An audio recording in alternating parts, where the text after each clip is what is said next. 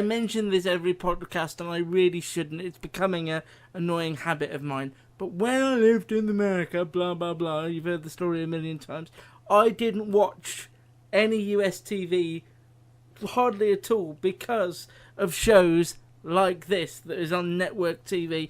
This is The Passage. It's on Fox UK here on Tuesday nights, and it is basically about a botched US government experiment that turns a group of death row inmates into highly infectious vampires. Right? You got that? Yeah?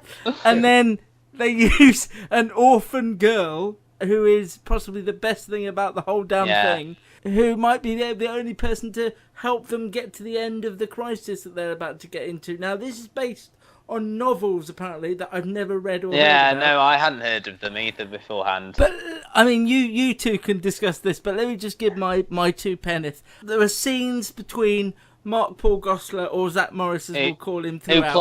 Who plays the sort of federal agent who's tasked to get this orphan girl and ends up sort of rescuing her, doesn't he, in a way?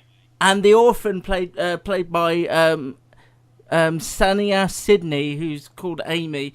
Those scenes are fantastic. And then you remember that they're in this god-awful show about vampires rather. The only other thing I will praise it for is if you are going to find out if vampires going to converse with you and can hear things and experience emotions, using Fleetwood Mac's The Chain. I was going to say, that was stuck in my head today. That's exactly the direction I would go. That is a great track and everybody should love it. And if you're a vampire and you don't, that's like burn them, they're a witch.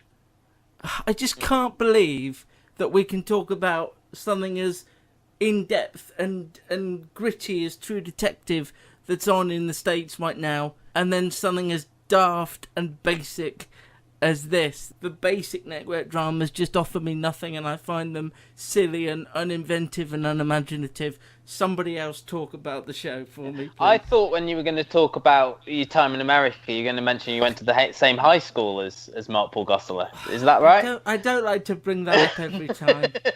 Because we watched the trailer of this, didn't we, when we were doing our sort of American trailer sort of roundup of the new season, and I'd completely forgotten it. I'd forgotten this is the one with Zack Morris. I don't think they brought up the fact that there were vampires in it, and then there's that opening scene in, is it Bolivia? I think, yes. And you're like, okay, it's a vampire. And after that, you just completely... I mean, there's a random selection of people in this cast. The guy who played Desmond in Lost. The actress who plays one of the scientists who was Sasha in early 2000s drama As If. I don't know if either of you remember that. No, And it was you don't waste your weekends, do you? No. I mean, I was in college when that was on. That was almost 20 years old at this point. And I agree with you as well. The best thing was the relationship between Amy and the federal agent. Brad Woolgast, a very American name there.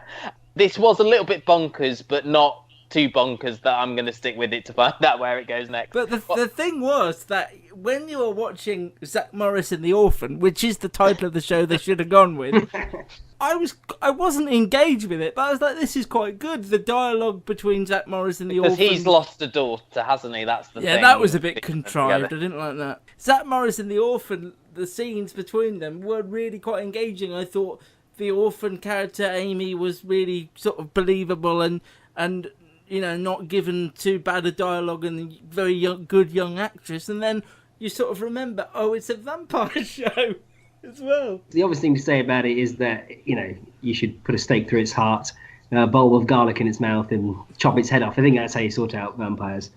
It's it should be fired into the sun. It's I can't understand how programs like this... I genuinely don't.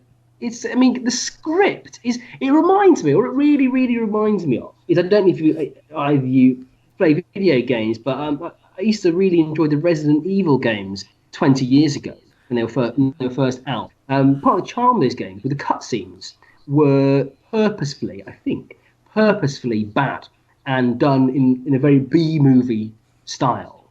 And the dialogue was ripe, and the acting was terrible, and the script was silly. And that's what it reminds me of. But they're doing it for real, you know. It's I don't know. They don't seem to try. It's like they don't want to lift themselves out of the sludge. I don't It's understand. really, I think, if you think about the script, it's a sort of lowest common denominator script. They don't want it to tax anyone's brain. They don't want it to be a challenge for anyone. It's really sort of insultingly simple. I think, Yeah. I just want to share some of my favourite dialogue with you from it. I think easily my favourite line was early on. There was a scene among top scientists, and every single one of them, they were in a meeting room. Every single one of them was wearing a white lab coat. I don't know why they were in a meeting. We're all wearing their white lab coats. I don't even know why they were wearing white lab coats. And just to tell us they were scientists. Just so we knew how these aren't normal people. These are scientists. They were government scientists, even, weren't they? The lead scientist lady, she said, someone came up with an idea, and she went, no. You need extensive passaging with antitryptic activity. This poor actress is picking up her script and going, right, I need to say, you need extensive passaging with antitryptic activity, and I've got to really sound like I know what I'm talking about. It was horrible. At one point, the main hero's ex-wife rang him up, and literally the first thing she said to him was, Eva's birthday's coming up. It's been 3 years. There's like, what? The scene later on when he rings her and all the agents are, and she's trying to surreptitiously talk to him while they're there, and she must just think everyone's stupid in that room. But I also like the fact that it's been 3 years, and I was thinking, what? It's been 3 years since her last birthday, or? Yeah, it doesn't get easier finding presents, does it? Every year, she wants something different. Risible, the whole thing, and no one should watch it. They could have just retooled it as, I wouldn't mind a little road trip movie of Zack Morris and the Orphan.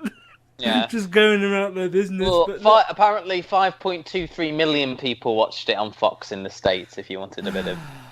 I don't know if that's good or bad. I don't know. Possibly up there with not only one of the worst shows I've seen in a long time, but one of the worst we've ever given podcast time to. And I only was watching it because I knew there's two other people in this with me. No. Yeah, we're all in it together. Yes.